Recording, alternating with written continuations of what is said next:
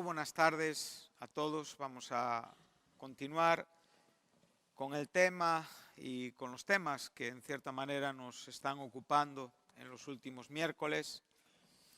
Hemos avanzado, hemos andado un camino de enseñanza que comenzó con la obra del Espíritu Santo, con los dones, y ahora estamos quizá en el lado o en el aspecto práctico de todo lo que tiene que ver con los dones recibidos de Dios y con los ministerios que tenemos de Dios. Los dones como tal son sobrenaturales y deben de vivirse sobrenaturalmente, y por lo tanto no podemos separar el don de la conducta, y de esto trataremos de hablar un poquito en esta tarde. Es importante, como digo, comprender lo que estamos tratando de decir ya desde algún estudio anterior para poder comprender la importancia de la conducta en el ejercicio de los dones.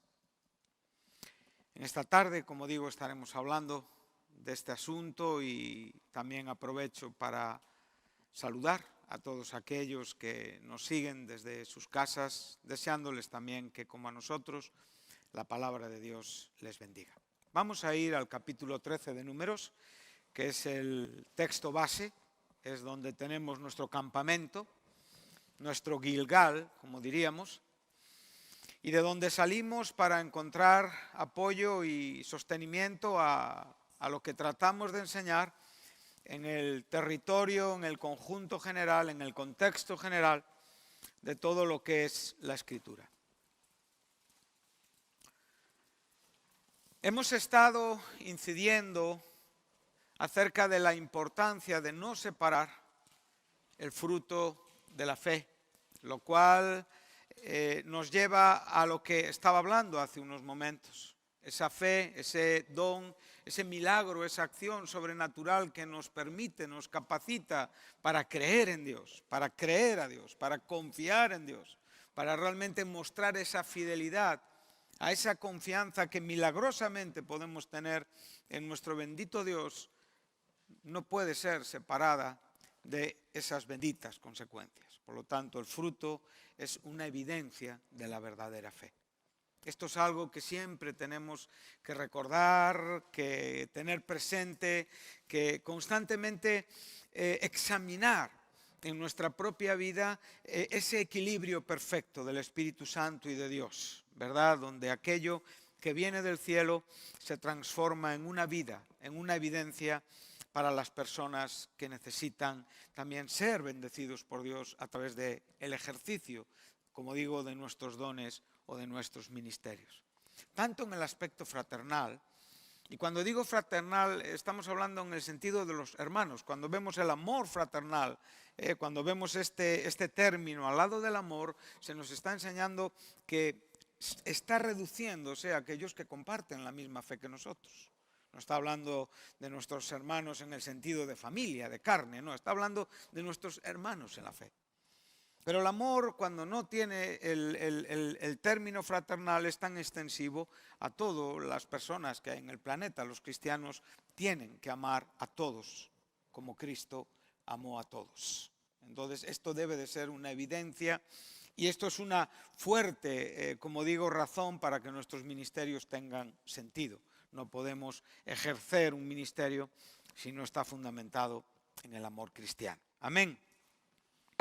En esta tarde vamos a ver otro matiz importante que tenemos en este desarrollo de este capítulo 13 de Números, y vamos a ir al versículo 27. Aquí ya hemos llegado al momento donde estos muchachos han regresado, ya hemos estado ahí, ya han mostrado ese fruto y han en cierta manera ratificado, han dicho que Dios tenía razón en lo que había prometido. Dice el verso 27, viene del 26, y anduvieron y vinieron a Moisés y a Aarón y a toda la congregación de los hijos de Israel en el desierto de Parán en Cades, y dieron la información a ellos y a toda la congregación y les mostraron el fruto de la tierra. Bien, Dios es fiel. Y lo que traen es el resultado de lo que Dios había hablado. Y les contaron: nosotros llegamos a la tierra a la cual nos enviaste, la que ciertamente fluye leche y miel, y este es el fruto de ella. Verso 28. Mas el pueblo que habita aquella tierra es fuerte, y las ciudades muy grandes y fortificadas. Y también vimos allí a los hijos de Anac, esos gigantes. Amalec habita el Negev, y el Eteo, el Jebuseo y el Amorreo habitan el monte, y el Cananeo habita junto al mar y a la ribera del Jordán. Todas estas tribus que habitaban en Canaán. Entonces Caleb hizo callar al pueblo delante de Moisés y dijo: subamos y tomemos posesión de ella, porque más podremos nosotros que ellos. Observa que Caleb está interrumpiendo un mensaje. Esto es importante. Aquí es donde de nuevo nos encontramos con el principio fundamental de lo que distingue la fe y el fruto de aquello que es una fe que está envuelta en una desconfianza. Es muy importante que entendamos que la unidad o la unión espiritual y la paz espiritual en la iglesia solamente pueden ser sostenidas por la verdad. Esto nunca lo olvides. La verdad nunca puede ser comprometida. Entonces ahí donde nosotros nos movemos en terrenos donde podemos escuchar medias verdades, casi verdades, 3/4 partes de verdad, porque hay una parte que estos muchachos están hablando que se corresponde con la verdad, pero no es toda la verdad y por lo tanto no es la verdad. La verdad únicamente es ese argumento que nunca miente. Su nombre lo respalda. Su nombre realmente le da sentido. O sea, si hay algo seguro, es la verdad. Cristo dijo de sí mismo: yo soy la verdad. La palabra es la verdad, lo dijo Cristo. Entonces, cuando estamos hablando de la verdad no admite tu opinión. La verdad no admite tu impresión. La verdad no admite tus matices. La verdad no se adapta a ti. Tú tienes que adaptarte a la verdad.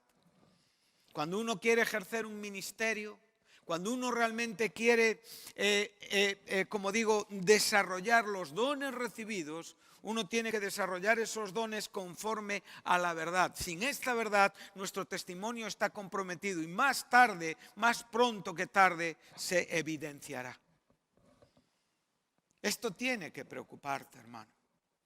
Para aquellos que estamos comenzando la vida en Cristo, para aquellos que estamos empezando a desarrollar o a anhelar o a experimentar los asuntos que tienen que ver con nuestra vida en la iglesia, para aquellos que estamos encontrando nuestro futuro en la iglesia, estamos tomando una posición muy seria, muy exigente, una posición muy responsable que siempre tiene que estar sostenida por la verdad.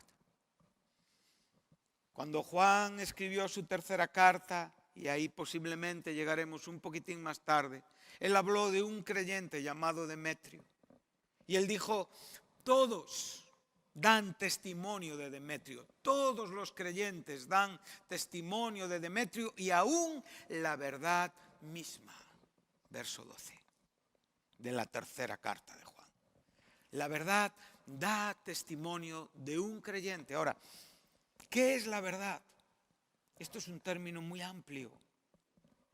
Ahí es donde cada uno de nosotros tenemos que vernos para ver si realmente esta verdad nos respalda, da un testimonio favorable de nuestra vida. Claro, el testimonio favorable va en base o en función ¿a qué? A que nuestra vida realmente esté de acuerdo con los principios fundamentales de la verdad.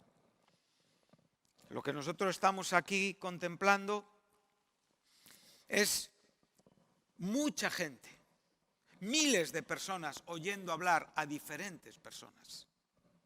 Tú en la vida vas a oír muchas personas. Tú vas a ser influenciado por muchas personas. Tú vas a tener que cuidar tu vida de aquello que no es la verdad, aunque en tu propia impresión puede parecerlo. Tú tienes que cuidar tu vida de aquellos ministerios que no proceden ni están sostenidos por el Espíritu Santo, aunque en tu opinión pueda parecerlo. Tus sentidos son fácilmente extraviados. Pablo se preocupaba por la iglesia de Corintio y le decía en la misma manera que los sentidos de Eva fueron extraviados por la serpiente. Tengo esta preocupación, que vuestros sentidos sean extraviados de una sincera ¿qué? Fidelidad a Jesucristo. Segunda carta de Corintios, capítulo 11, verso 4. ¿Y qué dijo después? Viene diciendo, porque si viene alguien predicando otro Jesús, otro espíritu, otro evangelio, bien lo toleráis. Nosotros no somos muy diferentes a los creyentes de Corinto. Nosotros vivimos en medio de muchas voces. Primeramente vivimos en el desarrollo de nuestra propia vida, con todas sus batallas y con todas sus luchas. Vivimos en medio de muchas personas que están inmersas en sus batallas y en sus luchas. Todo tiene que ver con opiniones. Todo tiene que ver con pensamientos en cuanto a cómo hay o no hay que hacer las cosas. Esto es lo que aquí estaba en juego.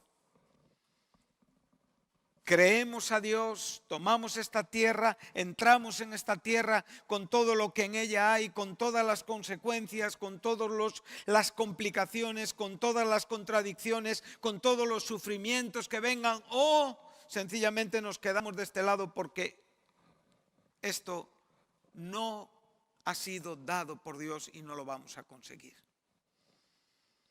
Esto es algo que tiene que hacernos pensar. Creo que aquí es una de las situaciones donde el creyente más fino tiene que hilar. Es una de las situaciones donde en la vida aprenderás que la unidad y la paz nunca deben de ser al precio de la verdad. Y siempre que tú busques la unidad comprometiendo la verdad y la paz comprometiendo la verdad, fracasarás y sufrirás. No tu manera de pensar, sino la verdad de Dios. Esto es importante. Amén. En este momento estamos viendo a un grupo de personas con mucha fuerza y con mucha opinión. La gente está escuchando. La tierra es así. La tierra fluye leche y miel y el fruto era evidente. Pero allí no podemos entrar cómodamente. El futuro allí está comprometido. La comunión está comprometida. La unidad que hemos traído hasta este momento está comprometida. Oh, si pudiéramos pensar, si pudiéramos valorar el gran daño que trae cuando realmente por una falta de entendimiento de la verdad se desarraiga tu corazón de la verdadera comunión en Cristo con los creyentes. Satanás te quiere fuera de la iglesia. Satanás te quiere fuera del movimiento espiritual de la iglesia. Satanás te quiere con tus entendimientos teológicos. No le molestan, no les importa. Satanás no tiene ningún problema con que tú tengas muchas doctrinas expresadas desde tu propia mente. Satanás lo único que está buscando es que realmente tú no tengas comunión en el cuerpo de Cristo y que realmente tú seas esa fuerza de unión espiritual a través de la fe para hacer una proclamación de la verdad. Y cuando el cuerpo de Cristo ora, unidos en fe, Satanás tiembla. Si habéis leído el libro de C.S. Lewis, Cartas del Diablo a su sobrino, sencillamente en la responsabilidad, eso no es importante, eso no les lleva a ningún sitio, solamente impide que ellos oren juntos. Y aquí lo que estamos viendo son los elementos destructivos de las opiniones que difieren de la verdad. ¿Para qué? Para llevarnos fuera de la iglesia. Tú piensas que para ti no hay una tentación. Para ti hay una tentación hecha a tu medida. Para ti hay una tentación hecha a tu medida, con tu talla. Y Satanás sabe dónde tú estás débil. Y con esa debilidad Él tratará de hacer que tú cuestiones. Y es más, no solamente que cuestiones, sino que realmente desarrolles una tesis de tu propia idea del cristianismo lejos de la verdad. Y ahí es donde abrimos la autovía del fracaso. Correremos mucho, pero pararemos pronto. Cuando nosotros, como digo, nos presentamos a Dios como obreros aprobados que no tienen de qué avergonzarse y que trazan correctamente la palabra de la verdad, entonces nos volvemos rocosos. Somos personas firmes, constantes. Tenemos un carácter fiable, tenemos un carácter que día a día se ve que no es afectado por las cosas que vienen de fuera. Tenemos un carácter que sufre como el que más, tenemos un carácter que está en la tentación de descomponerse como el que más, tenemos un carácter que tiene una tentación a hacerlo inadecuado como el que más, pero las personas van a ver en ti que eres rocoso, que eres firme, que no varías fácilmente, que no cambias fácilmente tu modo de pensar. Esto es lo que hace una diferencia entre una persona que está entendiendo la verdad de uno que realmente está alejándose de la verdad. Estas cosas tienen que hacernos pensar y a veces valorar la carga que hay en nuestro corazón. ¿Cuánto nos importa la iglesia? ¿Te importa la iglesia? ¿Te importan tus hermanos? No estoy hablando de esos gestos educados, generosos, amistosos, donde a veces hasta nos gusta realmente porque tenemos cierto protagonismo, ¿verdad? No hablo de esto. Hablo de la verdadera carga y preocupación que tú tienes por la iglesia y que la manifiestas con tu vida, donde te ven y donde no te ven. Donde realmente te apetece y donde no te apetece, donde realmente el cuerpo te pide otra cosa, pero tú impones realmente tu propia responsabilidad. Esto fue lo que hizo Caleb. Caleb fue un hombre que la verdad le pesaba en el corazón. Él no quería protagonismo. Él no quería ser más que nadie. Era un hombre cargado. Y las personas que viven cargados en su corazón son personas que suelen ser bastante, como digo, no suelen caer bien. Suelen ser bastante pesados. Y son personas que las preferimos tener lejos de nosotros porque se preocupan demasiado por las cosas. Esto es lo que aquí está pasando. Esto es un grupo de personas que realmente no están viendo ni están calculando, sencillamente están hablando lo que creen porque no pueden ir más allá, porque no han entendido más, porque no han regado su vida, porque realmente no han trabajado con su vida espiritualmente, pero ellos no están calculando el daño. Pero Caleb sí, Caleb lo está viendo. Entonces me gusta, ¿verdad? Porque él se posiciona y no solamente se posiciona, sino dice, callaros. Y lo dice delante del líder, delante del sacerdote, delante del profeta, delante del hombre que Dios escogió para liderarlos y llevarlos a través del desierto. Él no tiene un complejo al lado de Moisés. ¿Por qué no tiene complejo al lado de Moisés? Porque lo que él tiene es lo mismo que tiene Moisés. Y esto le hace grande a Caleb. Él no está faltando al respeto a Moisés, pero él está defendiendo la verdad, que es lo mismo que Moisés defiende. Amén. Entonces él dice, subamos y tomemos posesión de ella, porque más podremos nosotros que ellos. El mismo mensaje que tenían los otros muchachos. Dice, mas los varones que subieron con él dijeron, plum. ¿Qué dijeron?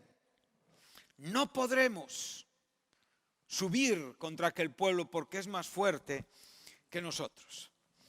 Es curioso que la mayoría no, todos estos, cuando tú vas un poquito atrás en el libro de Éxodo y te vas al capítulo 15, todos estaban cantando, echó a la mar los carros del faraón, oh, oh, oh. Hey, hey.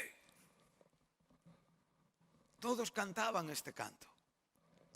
Todos hablaban de un Dios capaz de derrotar a un imperio. Pero aquí cambió la canción. Ya no cantaban lo mismo. Es fácil cantar cuando estamos en un coro, pero es muy difícil cantar cuando nos toca cantar solos. Ahí se van a ver todos los desafines. Nosotros queremos nuestros amigos, queremos estar en el grupo, ¿verdad? Y queremos realmente cubrirnos y dar valor a las propias amistades, pero estamos viendo que muchas veces las propias unidades carnales comprometen la verdad y llevan a la gente en una dirección contraria, en una manera totalmente contradictoria y contrapuesta al crecimiento. ¿Tú qué es lo que vas a hacer? ¿Qué parte vas a tomar? ¿Seguir con tus amigos? ¿Unirte al pensamiento general? ¿O comprometerte con la verdad y vivir con la verdad en la iglesia, unido por la obra del Espíritu Santo con tus hermanos en Cristo Jesús?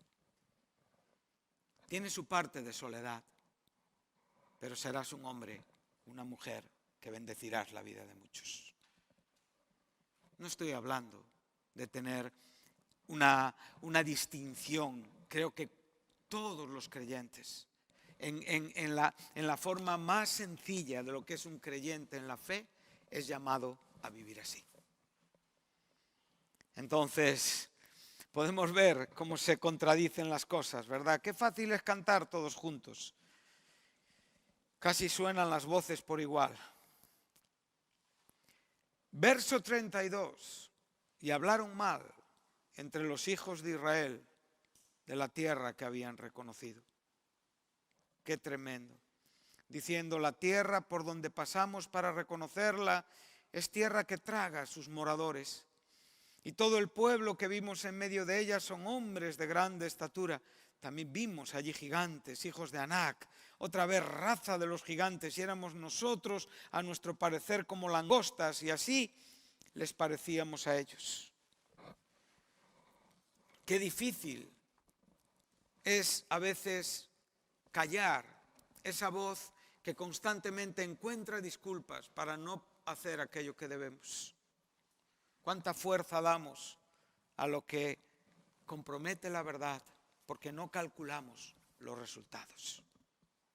Los resultados fueron que la respuesta general del pueblo fue creer más a estos hombres que a Caleb y a Moisés. Para que veamos que a veces la verdad es tremendamente dificultosa de enseñar, establecer y sembrar. Y sin embargo, lo contrario es fácilmente aceptable y abrazado por la vida de muchos. Cuando estamos hablando de esto, estamos hablando de asuntos muy, muy delicados. Entonces, vamos a ir a la segunda epístola del apóstol Pedro, porque no podemos continuar, si no ya iríamos hacia adelante. Vemos que la respuesta del pueblo fue puro desánimo y enseguida quisieron escoger un capitán. Ahora teniendo confrontados y teniendo la claridad del carácter de estos dos grupos de personas, ahora nosotros vamos a tratar de vernos en lo que la Biblia dice en cuanto a lo que estamos hablando. La verdad, como digo, nunca puede ser comprometida y nunca debemos de buscar unidad y paz al precio de la verdad. La verdad siempre es primero. Dice así el apóstol Pedro, dice verso 3, segunda carta del apóstol Pedro, vamos a ir al verso 5, pero vamos a venir un poquito más atrás para dar sentido a lo que aquí se nos está enseñando. Como todas las cosas que pertenecen a la vida, y a la piedad, aquí podríamos hablar de la verdad, ¿no? Como todas las cosas que pertenecen a la piedad, como todas las cosas que pertenecen a la vida y como todas las cosas que pertenecen a la verdad.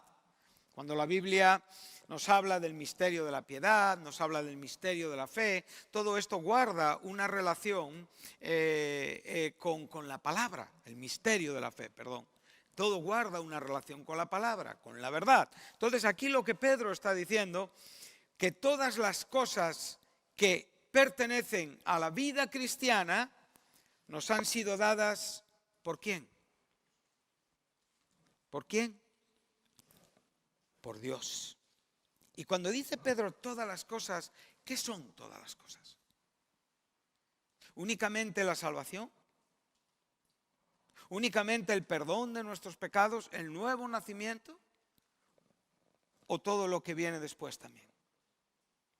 Veremos que en el contexto lo que se nos está enseñando es también todo lo que viene después.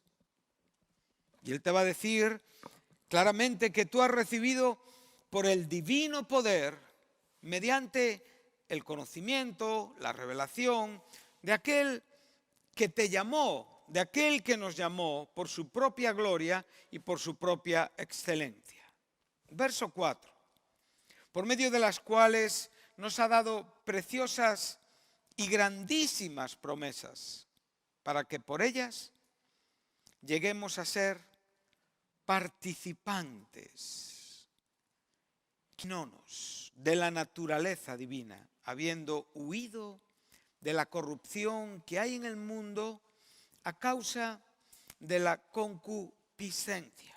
Ahora, a veces he oído predicar de este versículo y he oído predicar muy mal.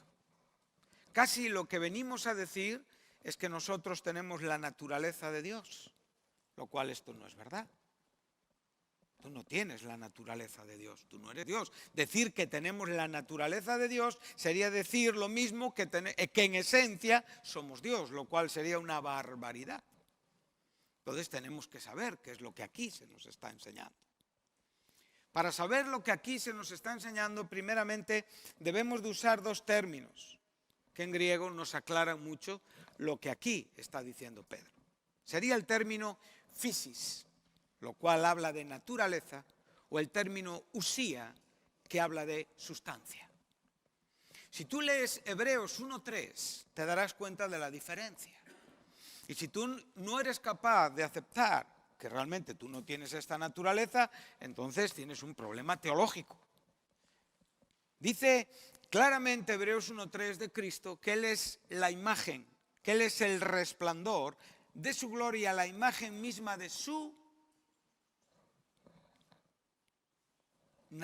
de su sustancia. Y ahí tenemos este término, usía. Cuando se nos habla de la unidad hipostática de Cristo, se nos habla de las dos naturalezas, divina y humana. Hay una unidad hipostática, de ahí está el término hipóstasis. Entonces aquí tenemos el término usía. Cristo tiene la naturaleza de Dios en sustancia. Pero nosotros no tenemos la naturaleza de Dios. Tenemos la vida que Dios nos dio por medio de nuestro arrepentimiento y aceptación de Jesucristo, lo que nosotros llamamos nueva vida. Una vida que se origina en el Espíritu Santo y una vida que se vive bajo el poder del Espíritu Santo. Entonces, lo que aquí te está diciendo el apóstol Pedro es que en la misma manera que naciste de nuevo por su divino poder, tienes que seguir viviendo por su divino poder. Y entonces, ahora lo que tú vas a encontrar es, entonces vosotros, verso 5, poniendo toda diligencia, por esto mismo, añadid a vuestra fe virtud. A la virtud, conocimiento. Al conocimiento, dominio propio. Al dominio propio, paciencia. Y a la paciencia, piedad. A la piedad, afecto fraternal. Y al afecto fraternal, amor. Todos estos resultados ¿cómo les llamamos? Frutos.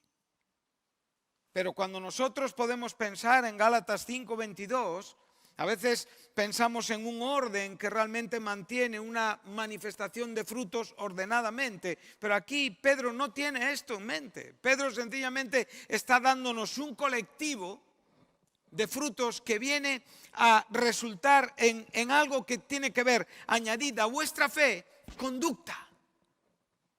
Redúcelo en esta palabra. Y mide tu conducta. Y en tu conducta trata de ver esto que aquí se nos está enseñando. Entonces, cuando estos muchachos realmente vinieron con su informe, en su propio entender de fe, claramente no solamente evidenciaron la incomprensión de la fe, la desfiguración de la verdad, sino una mala conducta. Una conducta que afectó y que trajo una confusión, que trajo una incredulidad, que trajo un desánimo y que empeoró la esperanza de aquellos que eran llamados a ir a una tierra prometida. Para que tú puedas ver que el efecto de tu vida en la iglesia es muy importante y que nadie en la iglesia pasa desapercibido, nadie en la iglesia es indiferente. Dios te ha traído a la iglesia, Dios te ha puesto en la iglesia y tu aprovechamiento es importante en la vida de las personas. Y si tú no estás teniendo un aprovechamiento, tú estás afectando mal a la gente. Y hay gente que está sufriendo por ti. Y hay gente que está recibiendo de ti situaciones que no merecen porque Dios tiene para ellos mejores cosas y Dios se las dará. Pero tú estás afectando mal. El pueblo entró, pero ellos afectaron mal. ¿Y por qué afectaron mal? Porque comprometieron la verdad. La verdad nunca puede ser comprometida. Y la unidad no es al precio de cualquier manera de vivir. Para estar en una unidad espiritual tenemos que tener una manera de vivir espiritual. Si no, la unidad que tenemos es carnal, amistosa, como digo, una unidad de conveniencia. Esta no nos lleva a ningún sitio. Amén. Entonces podemos ver que lo que aquí se nos enseña es, me gusta, porque tenemos que poner toda diligencia. Tenemos que procurar, esforzarnos en añadir, en desarrollar con nuestra fe, manifestar la virtud. La virtud no tiene que ver con una capacidad de demostrar que somos muy capaces de muchas cosas, sino sencillamente tiene que ver con excelencia de vida. Aquí el término arete. Es una excelencia de vida. Es que realmente tú manifiestas a Cristo operando en tu vida. Y como Cristo está operando en tu vida, resulta que tú estás conociendo a Cristo. Conocer a Cristo te lleva a dominar tus propias pasiones. Dominar tus propias pasiones te lleva a manifestar paciencia. Tener la paciencia está mostrando que hay piedad en tu vida, que hay un cristianismo evidente. Y ese cristianismo evidente se manifiesta en el amor fraternal. ¿Y cuál es el amor fraternal? Aquel que nunca compromete la verdad. No hay nada más glorioso ni nada que nos muestre un amor mayor hacia nosotros que los que nos dicen la verdad. Nunca falte estas personas a nuestro lado. Y una vez que nuestra vida en la iglesia está, como digo, manifestando, ¿verdad?, este crecimiento, entonces podemos hablar de ese amor y donde la iglesia es ese instrumento que no solamente ama a los suyos, sino ama a aquellos que Cristo amó y murió también por ellos. Observa el verso 8. Porque si estas cosas, ¿qué cosas?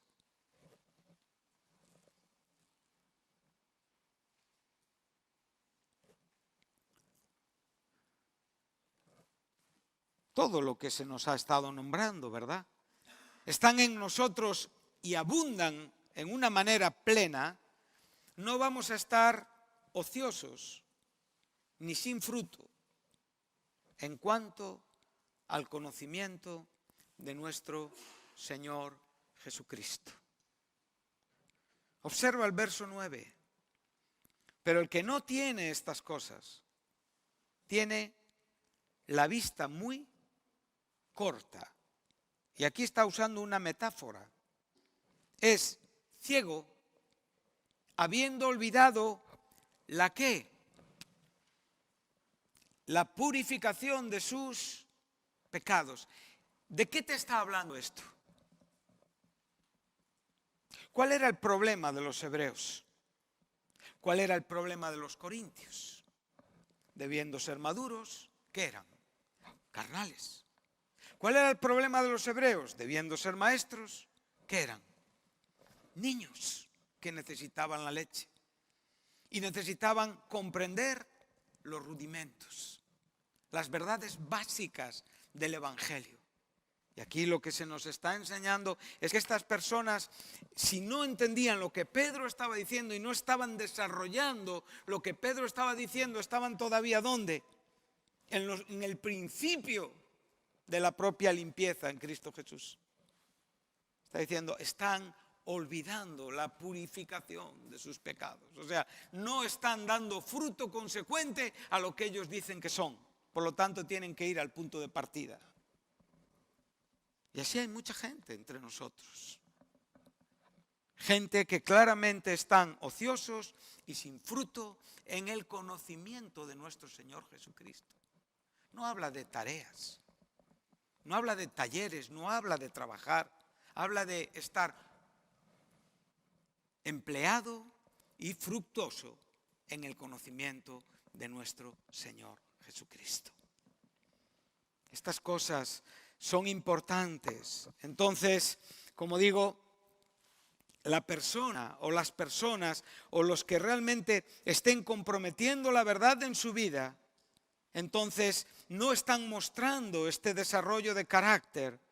Entonces su vista es muy corta, es ciego y ha olvidado la razón de la purificación de sus pecados, que es exactamente como Pedro empezó. Todas las cosas que pertenecen a la vida y a la piedad nos han sido dadas por su divino poder, por el cual tenemos preciosas y grandísimas promesas para ser participantes de la naturaleza divina. ¿Para qué? Para desarrollar esta vida.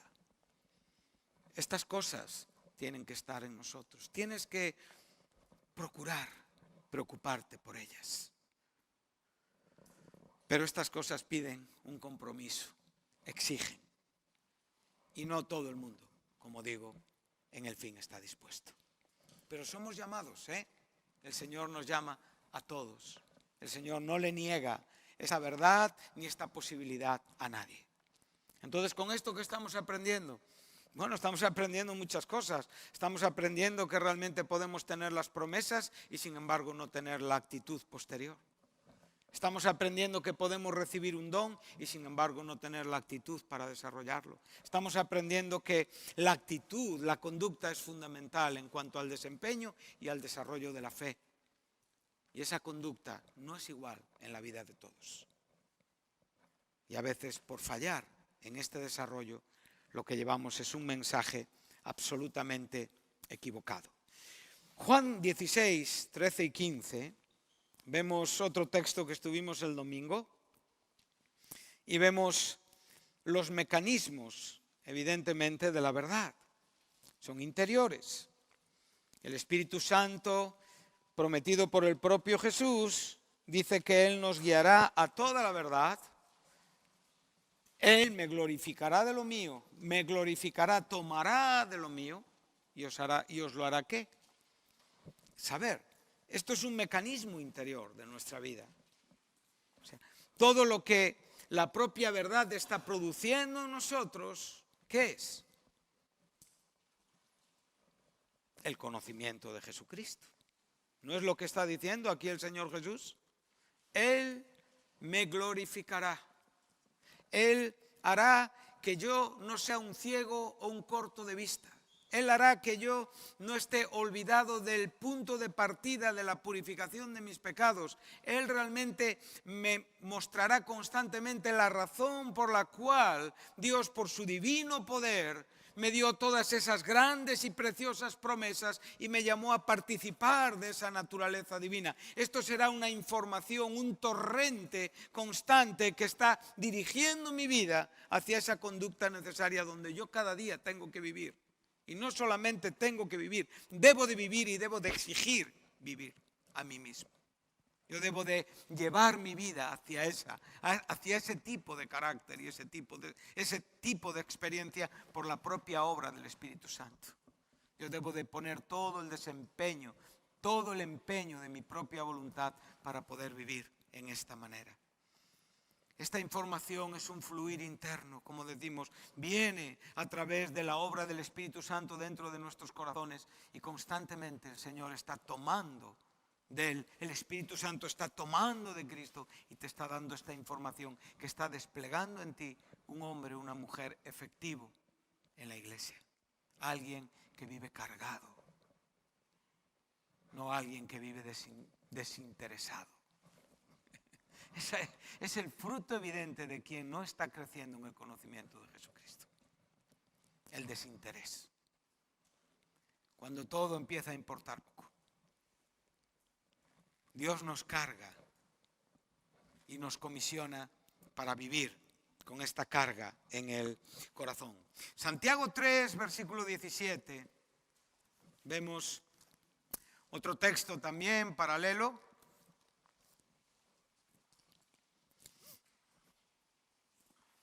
Y aquí tenemos un contexto muy, muy importante relativo al desarrollo, como digo, de este carácter.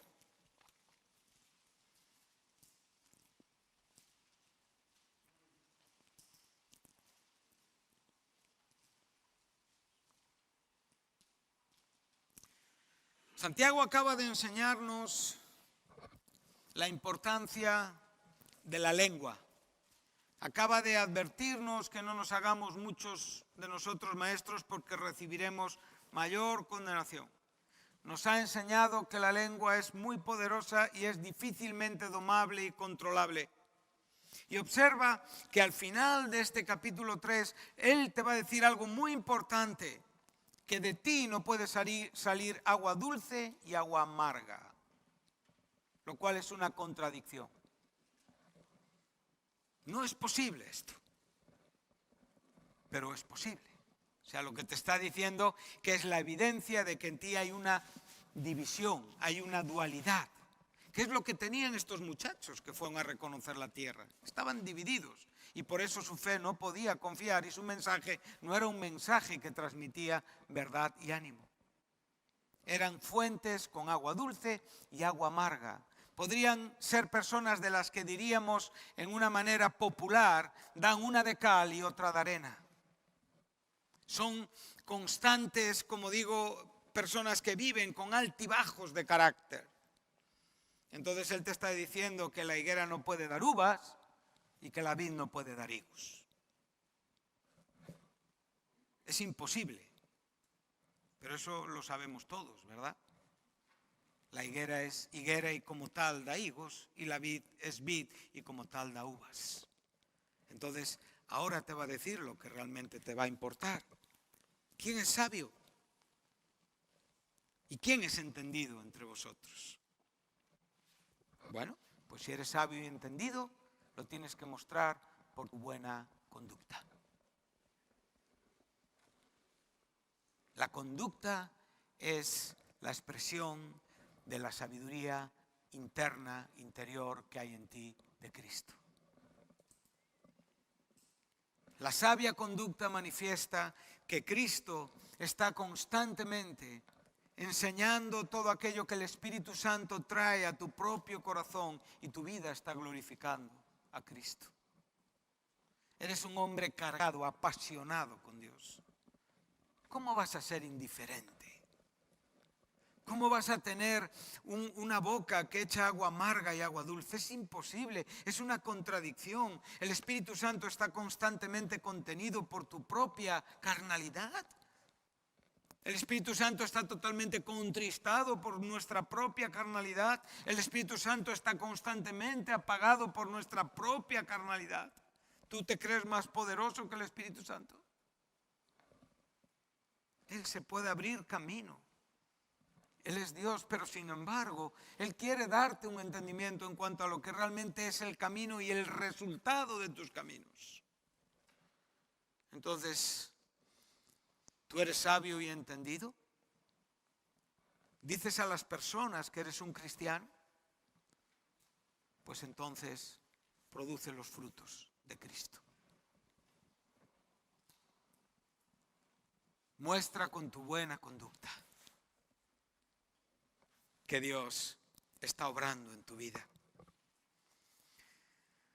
Dice, en sabia mansedumbre. Verso 14, verso 15, verso 16, nos enseña que la sabiduría que no es del cielo es una sabiduría que agita el corazón, que no trae paz. Es fácil ver a las personas que no están movidos por la sabia conducta del fruto de la manifestación. Es ese nerviosismo, ¿verdad? Es esa agitación, es esa perturbación, es esa necesidad de lanzar ese agua amarga en algún sitio para que alguien escuche, alguien oiga, para que alguien comprenda, porque esa división que hay en mí no la soporto y no puedo vivir mucho más tiempo con ella.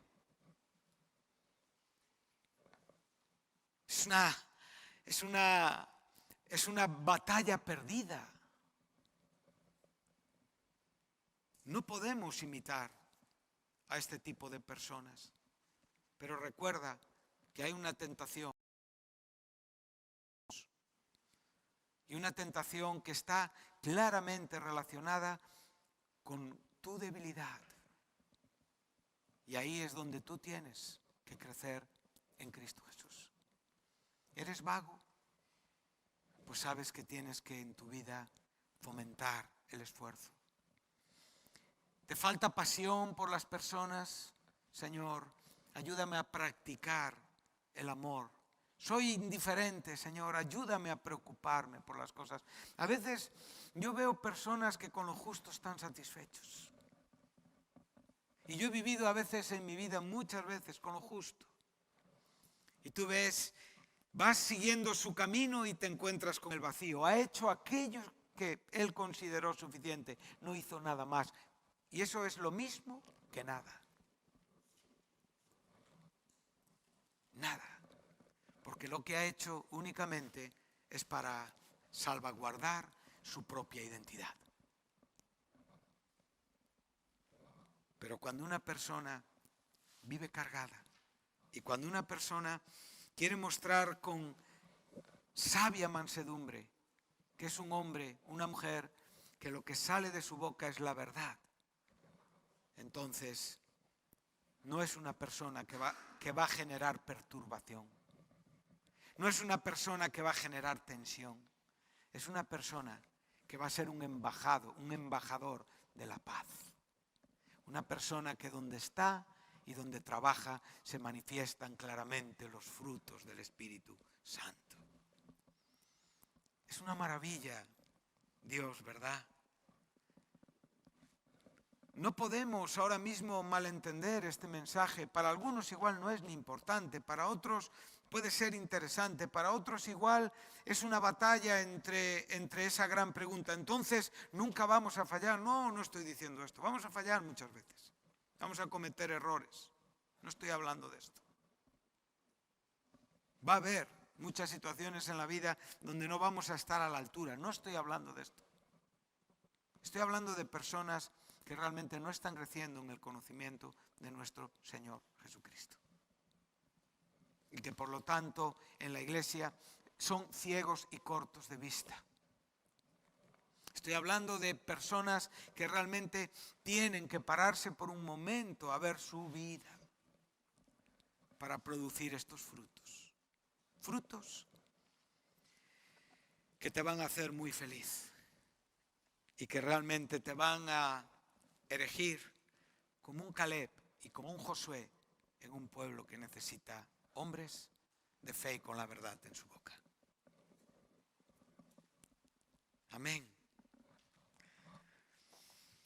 Dice, verso 17, pero la sabiduría que es de lo alto, es primeramente ¿qué? Pura, es pacífica, es amable, es benigna. Qué bueno esto. ¿Os acordáis de la gran diferencia que hacíamos hace un momento en cuanto a lo que era sustancia con naturaleza? ¿Sí? Y aquí podemos ver que lo que aquí se nos está hablando de la naturaleza de nuestro Dios es exactamente la vida que nosotros podemos vivir. Nosotros podemos tener una vida pura, una vida pacífica, amable, benigna, llena de misericordia, de buenos frutos, sin ningún tipo de división ni hipocresía. Es la consecuencia. Aquello que realmente distingue la vida de un cristiano de lo que no es la vida de un cristiano. Lo que distingue una fuente de agua dulce de una fuente de agua amarga. Dios no puede comunicarnos aspectos de su naturaleza que nunca tendremos en nosotros. Son incomunicables. Pero esta naturaleza sí, porque es la vida que Él nos dio. Y esa vida que Él nos dio se parece a Él. Se parece a su carácter. Es como cuando Pablo dice en Efesios 5:1, ser imitadores de Dios como hijos amados. Entonces lo que estamos expresando es la vida que hemos recibido de Dios. Y esa vida que hemos recibido de Dios es expresada en la propia sabiduría de Dios. Y esa sabiduría de Dios nos enseña que es una sabiduría pura, que es una sabiduría pacífica, que manifiesta paz, amable, benigna, con misericordia, con buenos frutos. Y aquí la palabra incertidumbre es sin divisiones. O sea, serás un hombre que trabaja por la unidad, no que divide. Y podrás tener los mejores dones, las mejores capacidades, ser un hombre que Dios está llamando, pero si no cuidas tu conducta, entonces verás que en el tiempo habrás enterrado tus dones. Amén. Esto es muy importante. Pablo dijo a la iglesia de Corinto, no os falta de nada en ningún don. Habéis sido bendecidos en todo el testimonio de Cristo, en todo lo que el Evangelio supone. Pero cuando tú llegas al capítulo 13, les recuerda que habían fallado en lo principal, en la conducta, en el amor. Entonces, para ir llevando nuestro sermón hacia esta conclusión, ¿qué estamos aprendiendo? Estamos aprendiendo de que estos muchachos que fueron comisionados por Dios para reconocer, para traer un mensaje de esa tierra que Dios había prometido y que no tenía necesidad de que fuera reconocida, fallaron en dos aspectos importantes. Uno, mostraron que realmente el fruto estaba separado de su propia fe, lo cual manifestaba una fe errónea, que no confiaba en Dios. Y el otro aspecto es que realmente comprometieron la unidad falseando la verdad. Y aquí es donde nosotros tenemos que tomar vida, tenemos que asentar para no ser engañados, para no ser arrastrados, para no abrazar otros Jesuses, otros espíritus, otros evangelios, para realmente ser hombres y mujeres comprometidos con la verdad. Que no creamos divisiones, que somos sinceros, porque dice el verso 18, el fruto de justicia se siembra en paz para aquellos que hacen la paz. El Evangelio, las consecuencias del Evangelio, la vida en el Evangelio, la conducta de los que han creído y predican el Evangelio. Amén. Vamos a Efesios 4. Y ya vamos concluyendo. Tenemos por delante un pequeño ejemplo del Antiguo Testamento en primer libro de Reyes, 22:19, para que ya lo tengáis ahí presente. Y con este versículo seguimos apoyando lo que estamos tratando de decir. Este capítulo que nos habla de la unidad del Espíritu en la Iglesia.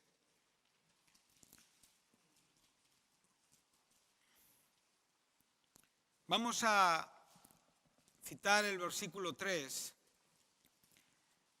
pero vamos a venir leyendo el versículo 1 y el versículo 2. Dice el apóstol: yo pues, preso en el Señor. Qué bonito, no preso de Roma, preso en Cristo. Os ruego que andéis, que caminéis, como es digno de la vocación, esto es un sustantivo que significa llamamiento, con que fuisteis llamados. Aquí tenemos dos palabras que vienen a significar lo mismo: que andemos dignos del llamamiento con que fuimos llamados. Esto sería la traducción más adecuada. ¿Cómo?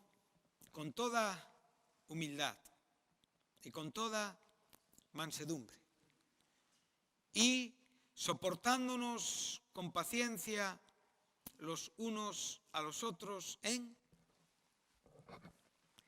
Volvemos a ver los frutos de nuevo.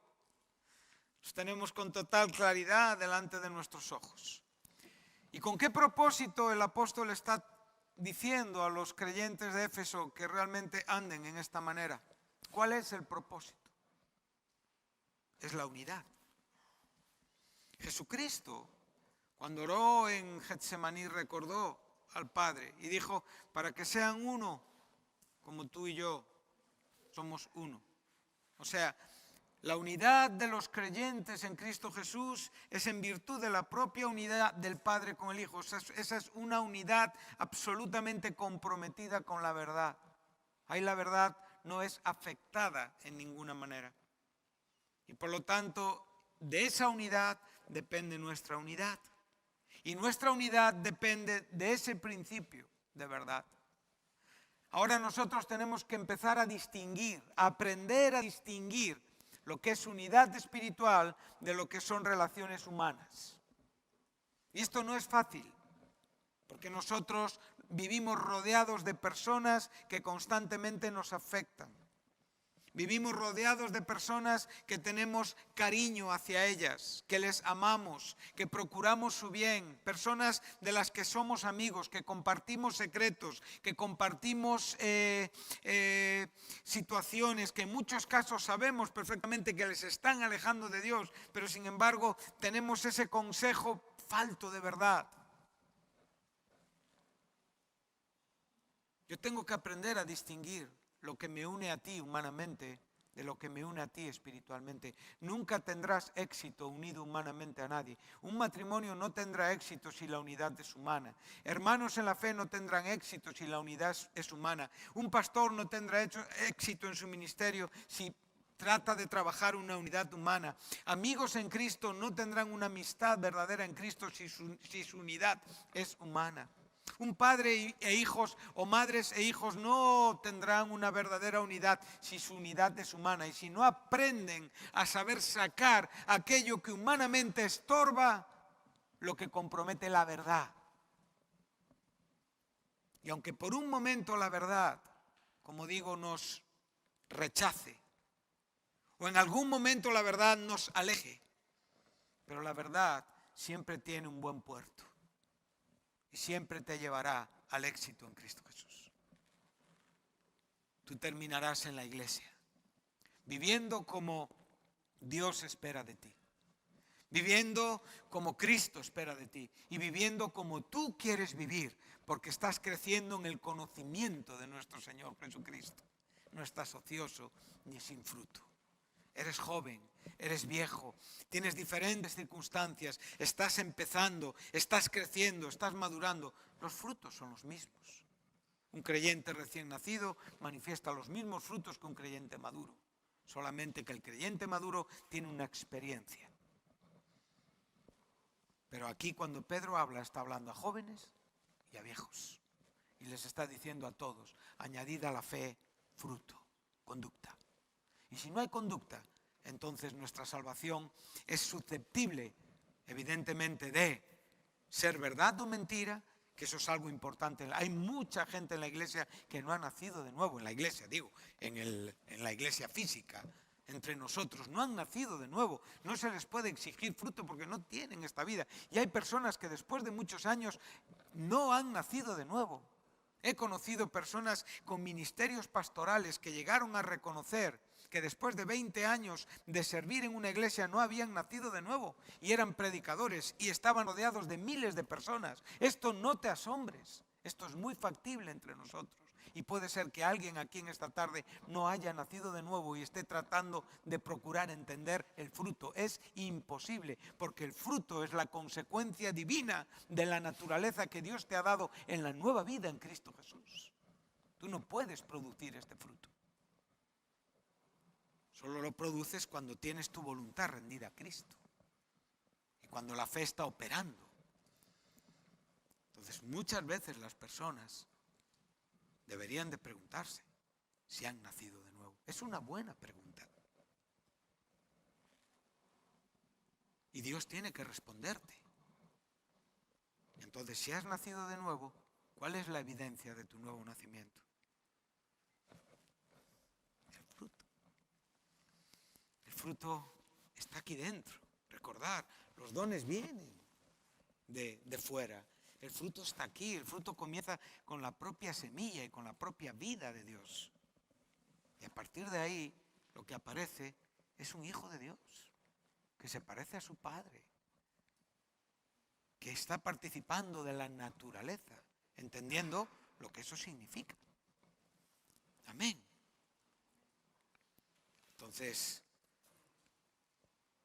cuando Cristo está orando en Getsemaní, cuando Pablo está escribiendo a los Efesios, cuando Pedro está escribiendo a los cristianos que están en la dispersión, en las diferentes provincias romanas, está hablándole.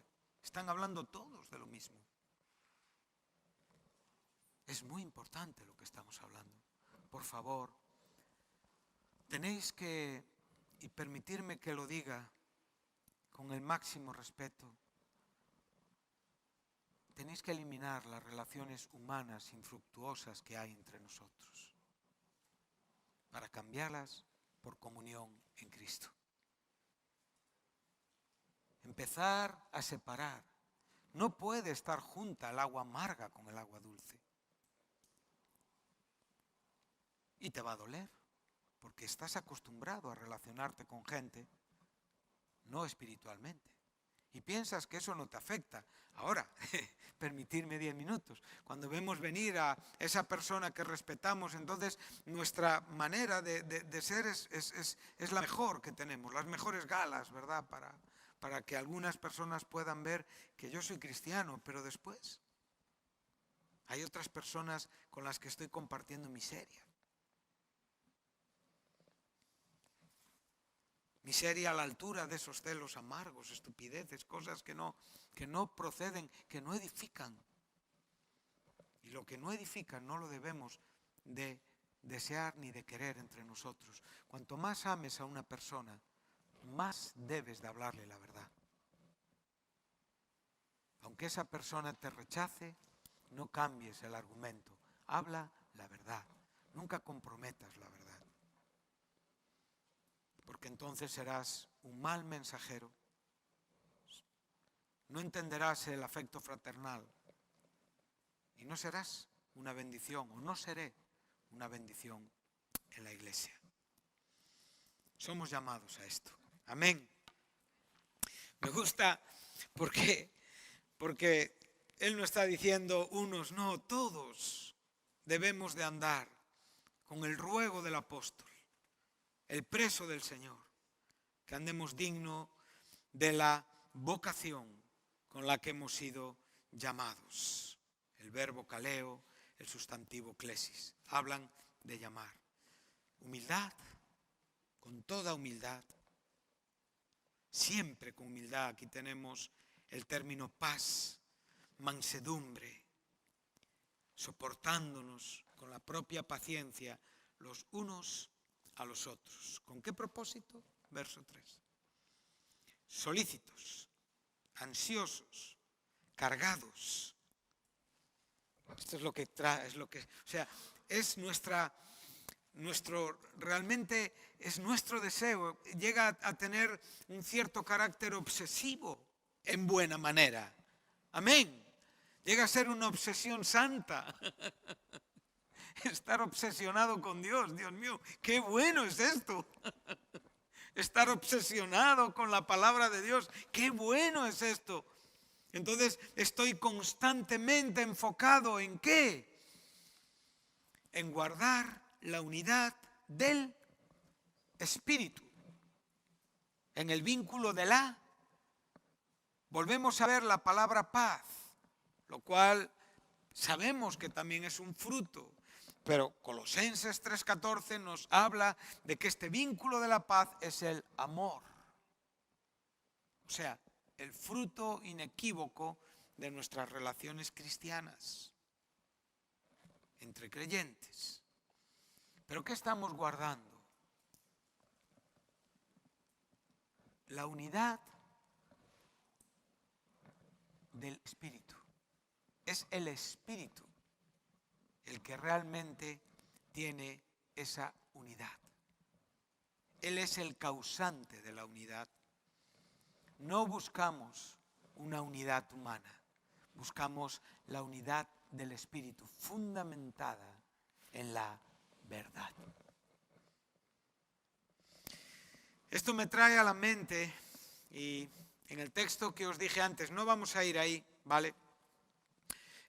Lo puedes encontrar en el primer libro de Reyes, capítulo 22, versículo 19, y enfatizo el versículo 16, ¿vale? Y os pido 10 minutos más. Ahí tenemos un cuadro en el Antiguo Testamento, también lo puedes ver en segundo libro de Crónicas, ahí tienes la misma historia. Un cuadro donde vemos dos reyes, Acab y Josafat. Acab era rey del norte, Josafat era rey del sur. Acab era un rey malo, Josafat fue un rey bueno. Sabemos que todos los reyes del norte fueron malos, no hubo ni uno bueno. Y en el sur hubo algunos reyes buenos, ¿sí? Entonces vemos que están preparándose para una batalla contra Siria. Lo primero que encontramos es que hay una unidad que no es bendecida por Dios. Josafat no pinta nada uniéndose a ese rey. Y por eso el profeta Jehú le recordó el mal que hizo. A veces, como digo, nosotros en nuestra propia idea de la unidad o en un bien común o en tratar de salvaguardar, como digo, que haya menos efecto de lo malo, ¿verdad? Tratamos de echar un tupido velo, ¿no? Y actuar con una unidad para que eso malo no haga daño. Y ahí estaban Josafat y Acab, muy unidos. Entonces Josafat, que tenía un poco más de luces espirituales, le dijo a Acab, Acab le presentó un montón de profetas de mentira. Había uno que constantemente movía unos cuernos, como diciendo, así vamos a hacer con el pueblo sirio. Y Josafat le preguntó y le dijo, oye, ¿no queda alguien más que pueda aquí decir algo? Y él le dijo, sí, hay uno que se llama Micaías, pero ese siempre me habla mal. Ese no le quiero oír. Y lo tenía en la cárcel. Lo sacó explícitamente de la cárcel para traerlo ante la presencia. Y cuando llegó Micaías, Acab le dijo, solamente te pido que me digas la verdad. ¿Tú sabes qué significa esto, hermano? Pedir la verdad de Dios. ¿Vamos a estar dispuestos a obedecerla cuando lo hagamos?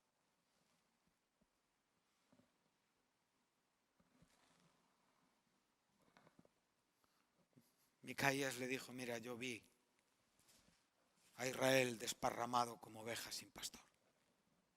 No vayas a la guerra, porque la vas a perder. ¿Y qué le dijo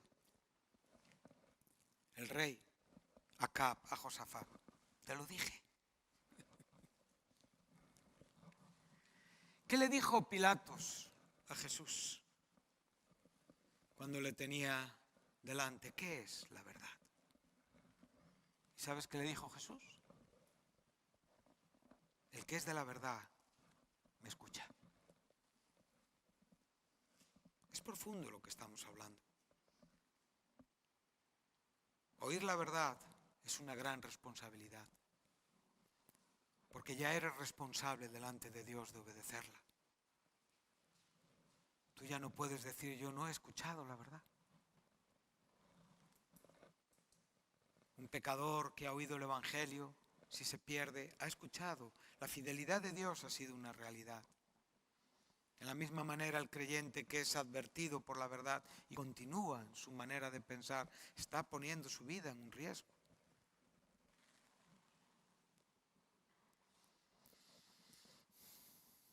Micaías más tarde le aclaró que él tuvo una visión y que vio como Dios, el mismo Dios, envió un espíritu mentiroso, el que estaba en la boca de todos los profetas que estaban allí profetizando.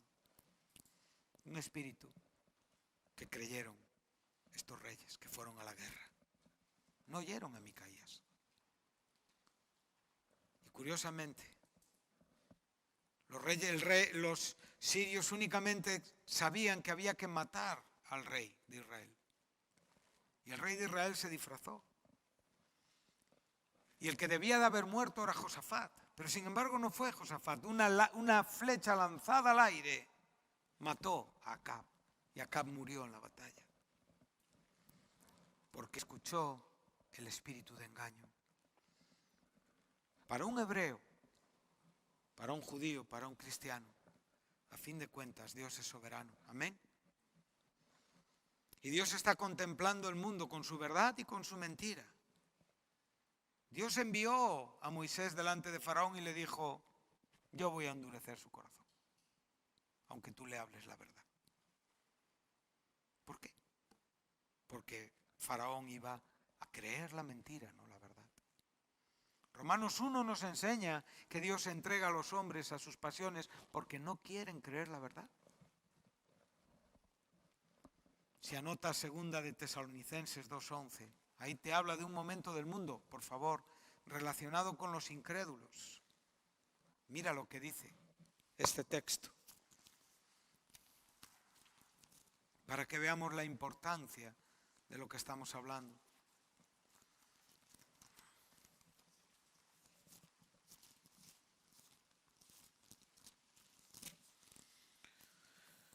Aquí se nos está hablando de Satanás en los tiempos finales. Y dice que este Satanás manifestará poder y señales y prodigios mentirosos en cuanto a otros cristos, otros evangelios, otros espíritus, y con todo engaño de iniquidad para aquellos que se pierden, por cuanto no recibieron ¿qué? El amor de la verdad. ¿Para qué? Verso 11. Por esto Dios les envía un poder engañoso para que crean la mentira. Tremendo, ¿eh? Lo que aquí estamos leyendo. Esto está sucediendo en el mundo. Este momento históricamente todavía va a suceder, pero el hombre está en la misma condición que aquí Pablo está hablando, escuchando todas las mentiras diabólicas y posiblemente rechazando el amor de la verdad para ser salvo. A fin de que sean condenados todos, no los que Dios escogió para ser condenados, sino aquellos que no creyeron a la verdad, sino que se complacieron en la injusticia. Observa la trascendencia y el alcance de un hombre que decide escoger la mentira antes que a Dios. Es el infierno. Para que nosotros podamos ver la importancia en cuanto a nosotros, no para irnos al infierno, sino sencillamente para el propio daño que puede traer a nuestra vida comprometer la verdad. Micaías era un hombre comprometido con la verdad y dijo la verdad. Jesús fue un hombre comprometido con la verdad y dijo la verdad. Pablo fue un hombre comprometido con la verdad y predicó la verdad y murió por la verdad. Nosotros tenemos que ser personas comprometidas con la verdad y no dar más fuerza a una unión y una paz al precio de la verdad, porque no es unión ni es paz, es temporal y fracasará. Amén. Entonces, procuremos vivir produciendo estos frutos, guardando la unidad del Espíritu en la Iglesia, en el vínculo de la paz, en el vínculo del amor. Amén.